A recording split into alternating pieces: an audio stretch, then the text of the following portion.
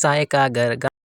गांव के किनारे एक पुराना घर था जो बरसों से वीरान पड़ा था। लेकिन एक दिन वहां पर एक नीला नाम की लड़की रहने आती है, क्योंकि नीला को यह घर उसकी दादी से विरासत में मिला था। गांव वालों ने उसे चेताया कि इस घर में भूतों का साया है, लेकिन उसने अंधविश्वास मानकर उनकी बातों अनसुनी कर दी। पहली रात तो शांत थी, लेकिन दूसरी रात उसने हल्की सी फुसफुसाहट सुनाई दी। तीसरी रात ये फुसफुसाहट और तेज हो गई और उसका नाम पुकारने लगी, नीला नीला नीला। ये आवाज़ फर्श के नीचे छुपे तहखाने से आ रही थी। नीला से रहा नहीं गया और उसने हिम्मत जुटाई और फर्श के नीचे से दरवाज़ा खोल दिया और वो आवाज़ को ढूंढती हुई तहखाने के अंदर चली गई। तहखाने में अजीब सी खरोंची वाली दीवार थी और पुरानी लकड़ी की संदूक। तो नीला ने उस संदूक को खोला। संदूक खोलने पर उसे खून से सनी हुई एक डायरी मिली। उसमें अज्ञात भाषा में मंत्र लिखे थे। तभी उसके पीछे एक परछाई दिखाई दी और उस परछाई ने उसे मंत्र पढ़ने के लिए मजबूर किया।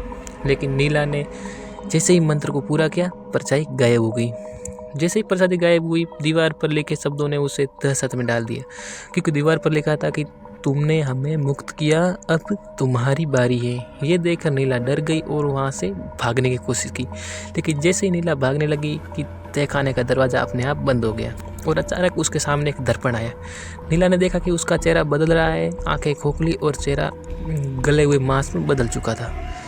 और तभी एक और आवाज़ गूंजी, अब तुम यहाँ कैद हो, तुम्हारी आत्मा हमारी जगह लेगी। ये देखकर नीला जोर जोर से चीखने लगी। नीला की चीखें तहखाने में गूंज उठी। सुबह जब गांव वाले उस घर के पास से गुजरे तो उन्हें हल्की फुसफुसाहट सुनाई दी, मुझे बचाओ, मुझे बचाओ, मुझे यहाँ से निकालो। लेकिन उस घर के पास जाने की किसी ने हिम्मत नहीं की और साय का घर फिर से अपने नए कैदी के साथ खामोश हो गया।